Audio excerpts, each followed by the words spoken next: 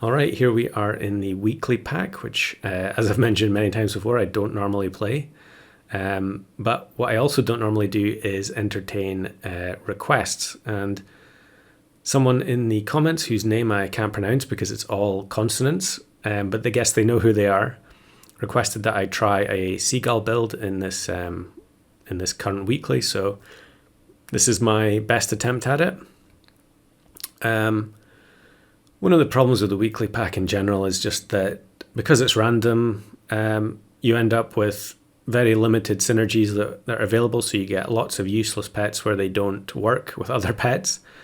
And then you get pets that are just so far ahead of everything else. Like in this particular week, we've got clownfish, we've got jellyfish, we've got bison. You're not... they're already dominating. These pets are already dominating in the game modes where everything is available. So it's not really surprising that they dominate where there's only a limited selection.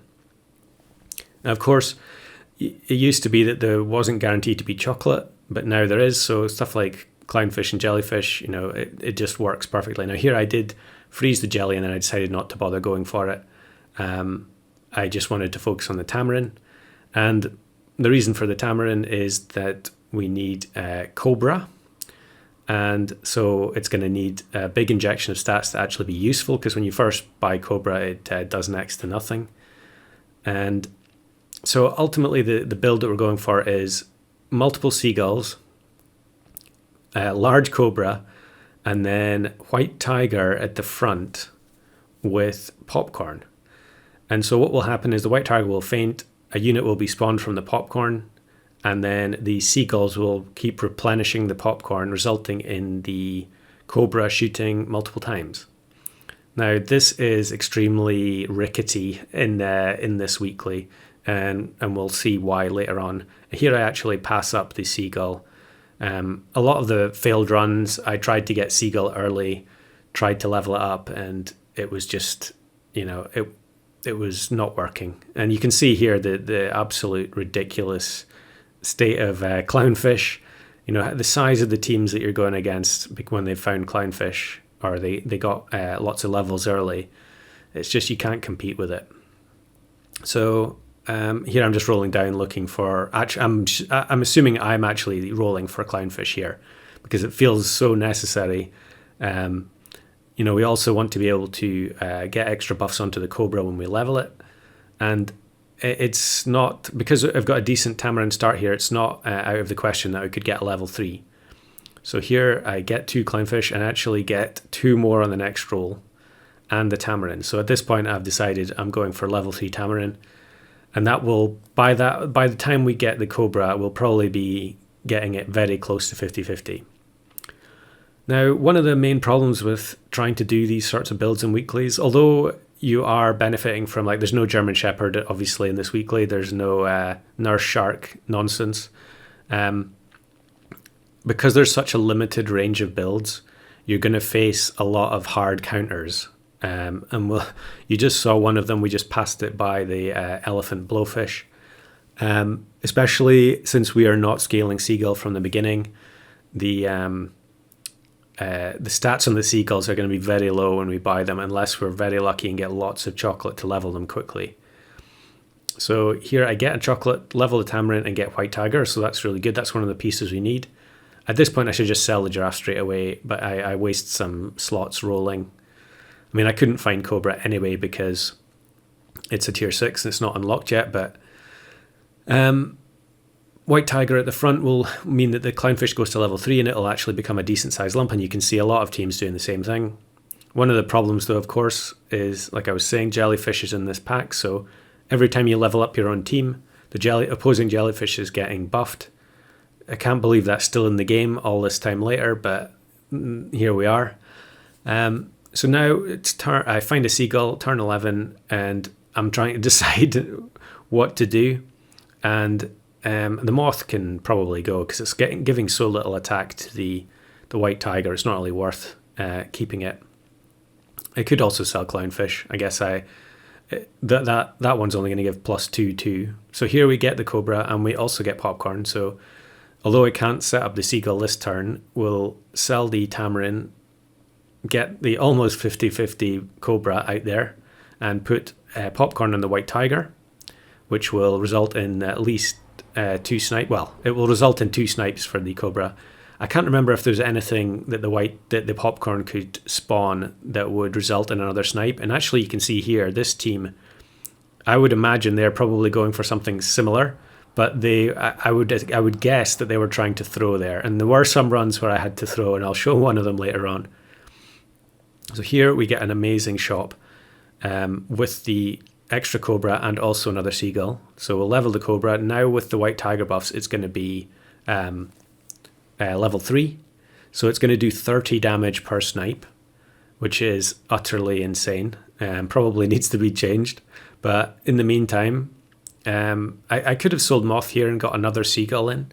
I guess I was still a little bit worried that... the thing is, the damage from the Moth is not going to hardly do anything here. 10 attack. And here is one of the other issues. So we get matched with Octopus, where this team just isn't big enough yet that presumably they had to sell their Tamarin before they wanted to. But Octopus just absolutely shreds the weak Seagull backline, and then you lose all your Popcorn triggers, and so the Cobra just becomes a lump of stats. So I think here I do switch out the Moth for the second Seagull.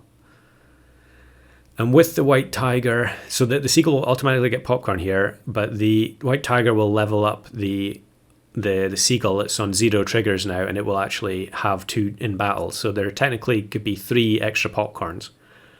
So here, this is the kind of team we want to face, where it's a stats-based team with absolutely no equipment, with no abilities, and the Cobra just does massive damage. However, one of the problems that you just saw there is that Reindeer is in the tier 6 pool, and so if you get Reindeer, the activation of the melon will remove the Popcorn, and the sequence will be broken. So you could argue that ideally what you would want to do here is, I suppose there's a few things you could do. You could probably replace the White Tiger and just go with a level 2 Cobra, because I suppose that's probably going to do enough damage, and then just use the White Tiger on the Seagulls and then put something else in front with Popcorn that can't result in the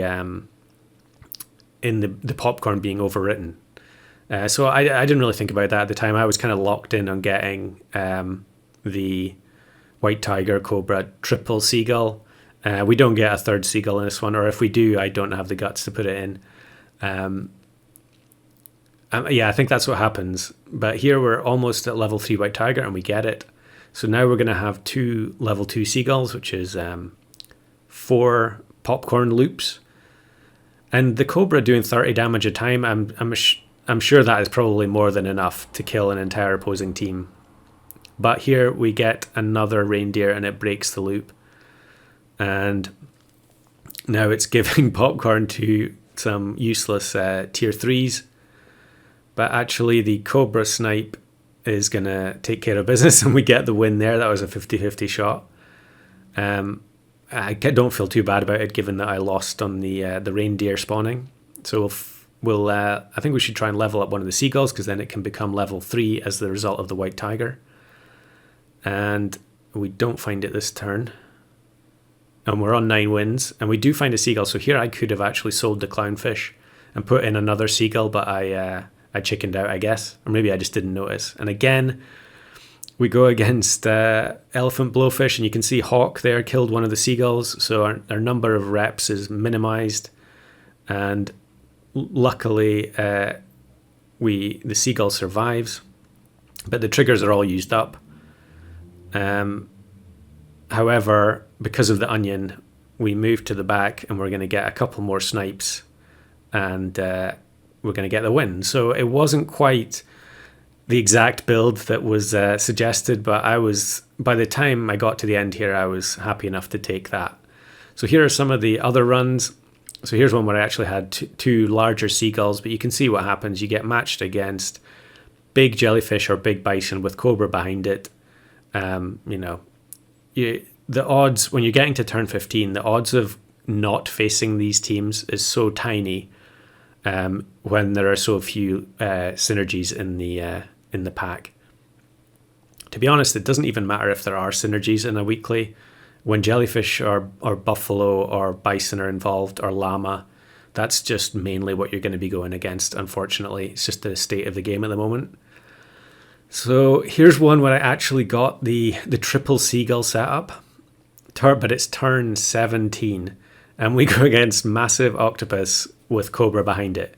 And so the team is just going to get absolutely melted by the octopus. And yeah, I was not really surprised at this point that was going to be what happened.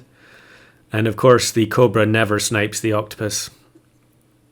I'm not sure it would have made too much difference because we probably would have needed multiple hits on the octopus to kill it there. So here's one where I actually threw.